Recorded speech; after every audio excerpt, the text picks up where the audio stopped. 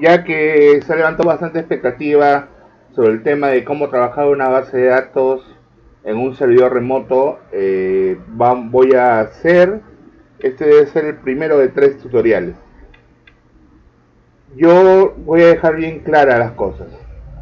Eh, el subir a una plataforma, ya sea MySQL, SQL, Oracle, MariaDB, Postgres, Firefox, Firebird, perdón, o cualquier otra plataforma que funcione en la nube o en la red o en un servidor, no quiere decir simplemente migrar las bases de datos de BF a MySQL y ya, echarlo a andar. No. Si bien es cierto, vamos a trabajar con el mismo VisualFox, no quiere decir que la forma de trabajo sea idéntica. Hay que hacer algunos cambios. ¿Ya? Cuando se trabaja con una base... el gran problema de todas las personas que hacen sistemas o que trabajan con sistemas es el diseño de su base de datos. Usualmente el diseño de la base de datos es donde hay muchas falencias. ¿Por qué?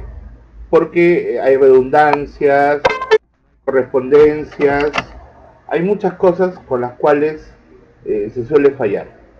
Así es que voy a hacer ahora un diseño bastante corto, bastante sencillo, de una base de datos, supongamos, de ventas, ¿no? Entonces, para que más o menos entiendan la lógica de cómo funciona todo esto. Bien, yo les recomiendo, en mi experiencia personal, descargarse un software que se llama, si van a trabajar con MySQL, se llama MySQL Workbench. Yo lo tengo ya instalado aquí.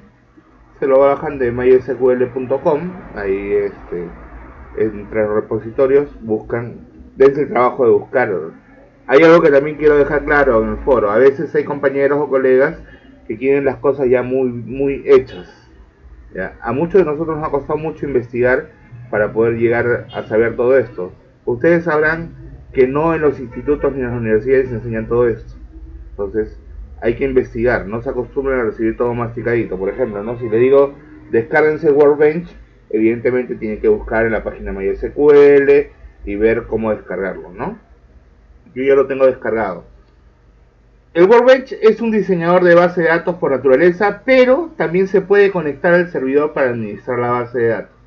En este caso, esa parte no vamos a ver, solo vamos a ver el diseño de la base de datos, ¿ok? Entonces me voy a File, New Model. Ahora, muchos de los compañeros me dirán, no, está en inglés, yo no sé inglés, que por acá y que por allá. Bueno, señores, les cuento una cosa, la mayoría de cosas en este mundo que tenemos nosotros está en inglés.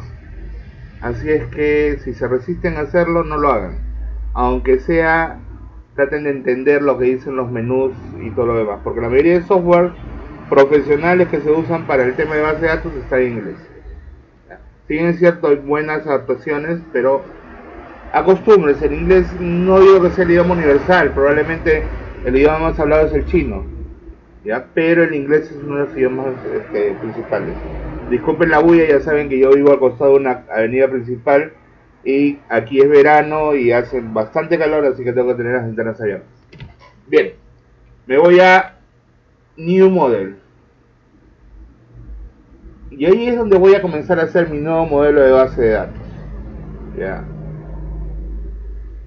Como todo software de base de datos, acá a la izquierda tiene un explorador. Aquí en el medio tiene el diseño y acá tiene las opciones, ¿no? En MySQL puedes modificar tus pantallas con esto, quitas del costado, quitas del otro costado, abres el costado o abres el otro costado, ¿no? Con estos de acá. Entonces, miren, me sale la base MyDB. Evidentemente no es mi base, la base de datos que yo quiero poner. Entonces lo único que hacemos es doble clic aquí en MyDB y cambiamos. Yo voy a ponerle, como la base de datos se va a llamar BFP Latino 1, ¿ok? Así se va a llamar.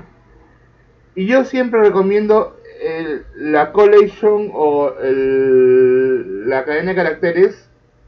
Si es una base de datos que va a interactuar con otras bases de datos a nivel mundial, utilicen UTF-8. Pero si es una base de datos que quieren para ustedes, para un negocio propio, para un sistema propio, yo suelo usar Latin 1, porque para mí es más fácil el tema de... ¿Dónde estás? Latin 1 y Spanish, ¿ya? Porque es yo todas mis bases están dando en Latin 1 y Spanish, pero es libertad de cada uno. Lo que pasa es que el set de caracteres de cada uno de los esquemas es diferente. Entonces traten de usar un set de esquemas que siempre vayan a usar permanentemente, ¿no? Bien, acá cerramos. Y voy a grabarla, ya saben, grabando siempre. Voy a crear una carpeta en mi equipo que se va a llamar... En D lo voy a crear, se va a llamar BFP Latino 1. Así se va a llamar BFP Latino 1. Ok. Ahora, como pienso poner PRGs y todo lo demás adentro, hay que ser ordenados. ¿Ya? Para la base de datos, yo siempre en todos mis sistemas o en todos mis proyectos creo una carpeta que se llama extras.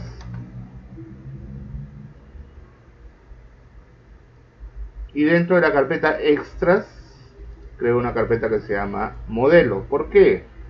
Porque el modelo usualmente no lo van a... no va a ser siempre la primera versión. La primera versión es la versión del diseño más superficial, el que de repente pueden hacer en un día. Pero poco a poco ustedes van a ir perfeccionando el modelo. Así que les recomiendo, para que no sobreescriban los modelos anteriores, pónganle el modelo 1, modelo 2, modelo 3, como yo suelo hacer. Yo, por ejemplo, siempre comienzo con el modelo 0. Modelo 0. Que es donde voy a comenzar a hacer mi base de datos. Bien, hasta ahí ya tenemos guardada nuestro modelo de base de datos. Ahora vamos a ir a lo importante, que es agregar el diagrama. ¿Por qué es importante hacer un diagrama? Porque el diagrama es donde yo voy a tener mi base de datos. Es más, puedo conectar directamente la base, este MySQL Workbench al servidor y generar directamente la base de datos ahí. Listo, me va a aparecer así como si fuera un papel. Acá puedo hacer un zoom, puedo quitar, alejar, agregar. Si el papel me queda muy pequeño, voy Page Setup, porque esto corresponde al tamaño de papel que tengan instalado. Y puedo ponerle un A2, por ejemplo, ¿no? Landscape. Y voilà, quedamos con un papel más grande. O puedo ponerle un A0 de repente. Y quedo... Ya depende del tamaño de lo que ustedes quieran hacer, ¿no? Un A3, por ejemplo. Yo usualmente uso tamaño A3. Un tamaño A3 para hacer todos mis modelos. Ya ustedes, con el criterio que tengan, usan el tamaño que ustedes quieran. ¿Ya? O lo usan Portrait o lo usan Landscape. En Portrait creo que es más adecuado. Listo, ya tengo diseñado mi entorno de trabajo. Aquí le podemos poner 100% y tenemos el entorno de trabajo. Bien, voy a describirles las herramientas del Workbench. Tenemos el seleccionador de objetos, tenemos la manito para poder mover el modelo, el borrador para borrar los objetos, tenemos los layers, porque ¿qué pasa? Acá podemos, por ejemplo, definir por capas de negocio, ¿no? Nuestras tablas, no sé, nuestro grupo de tablas para ventas, nuestro layer de grupo de tablas para proveedores, nuestro layer de grupo de tablas para facturación, qué sé yo.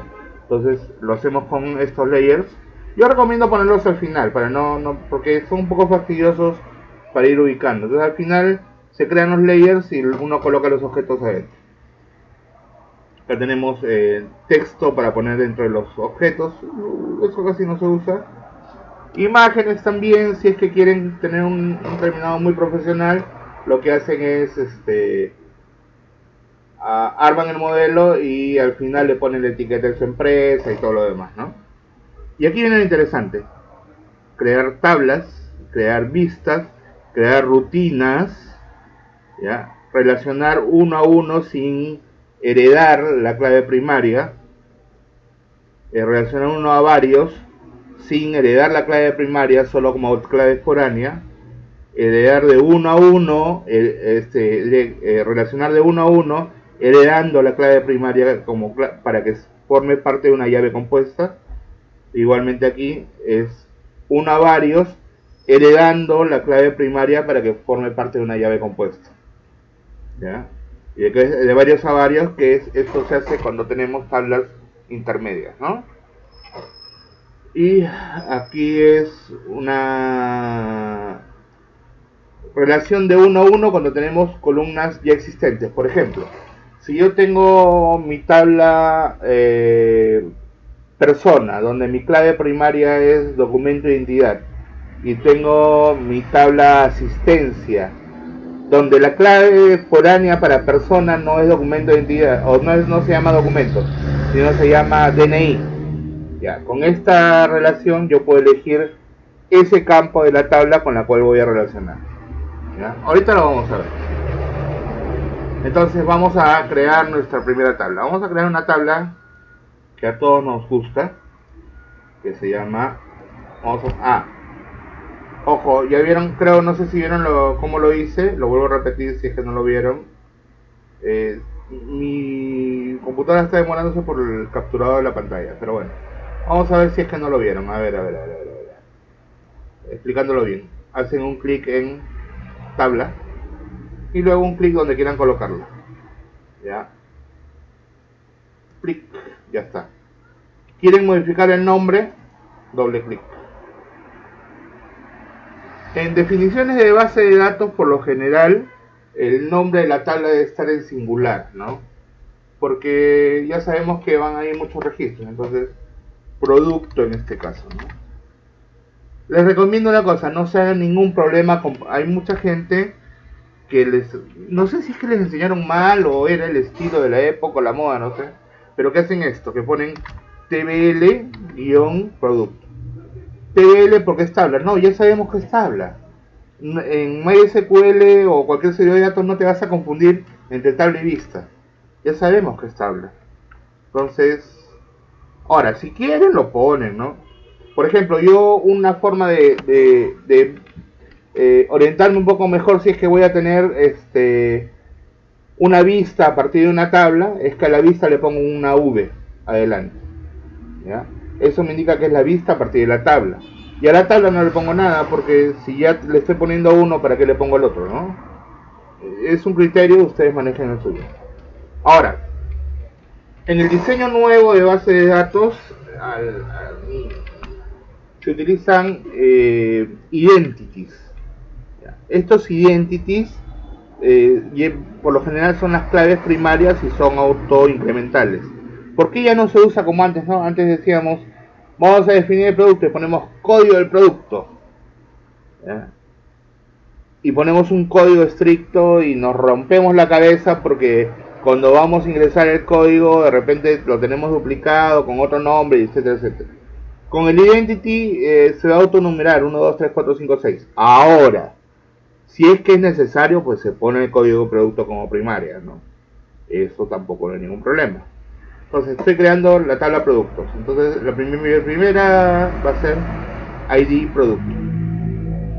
Y miren lo que va a suceder, ¿ah? Clic y ya automáticamente me crea. Y aquí le incluyo el auto incremental. Ahora, de repente ustedes en su Workbench me van a decir, no, a mí me sale aquí otra cosa. Claro, lo que pasa es que el Workbench el mío lo he configurado para que sea de ese modo. Ustedes pueden configurar el suyo también. Se van a Model Options.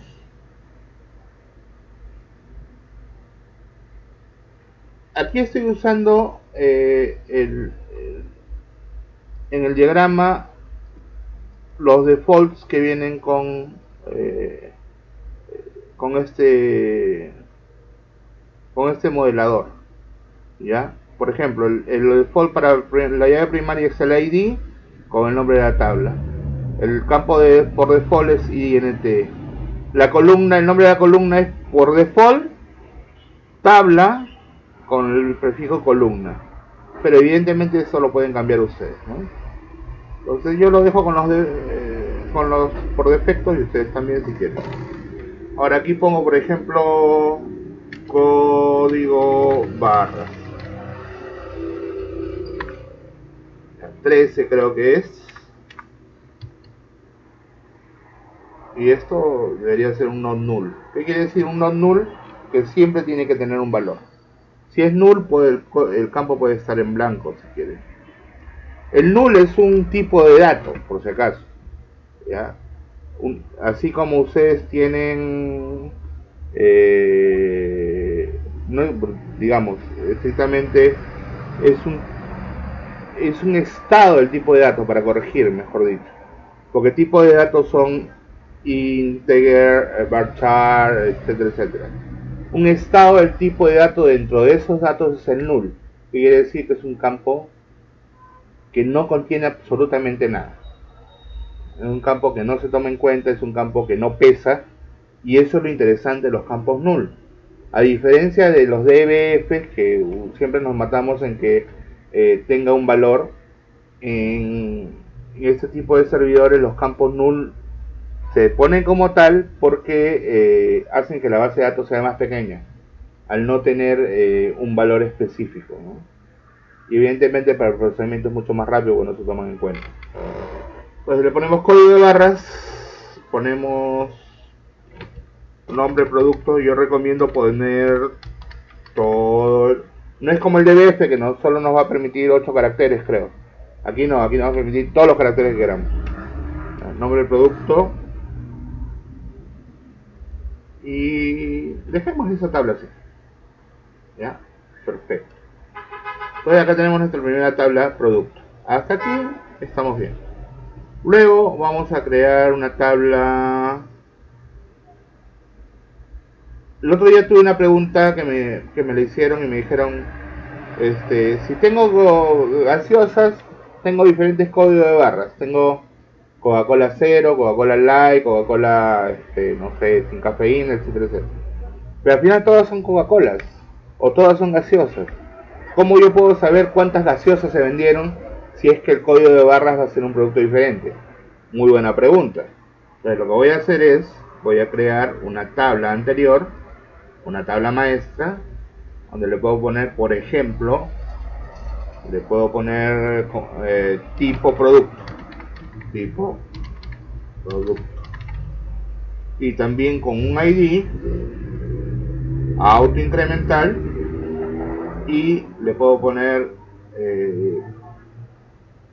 tipo producto.